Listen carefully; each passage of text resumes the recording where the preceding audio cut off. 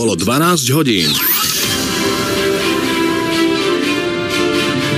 Najaktuálnejšie správy z domova a zo sveta. Rádiožurnál Slovenského rozhlasu. Nikto z koaličných lídrov ani predseda opozičného KDH si neželá a nepripravuje vystúpenie Slovenska z Európskej únie a NATO, povedal prezident Peter Pellegrini po spoločnom rokovaní. Otvorenie mimoriadnej schôdze parlamentu o zdravotníckych zákonoch je na teraz otázne. Časť nespokojných poslancov Hlasu SD chce ešte rokovať. Čína spúšťa odvetné opatrenia proti rozhodnutiu Donalda Trumpa zvýšiť dovozné clá. Podáva sťažnosť Svetovej obchodnej organizácii.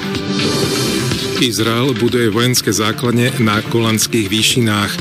Odborníci za tým vidia plány na dlhodobú okupáciu sýrskeho územia. Dobrý deň, pri počúvaní vás víta Otto Gerner. Rádiožurnál.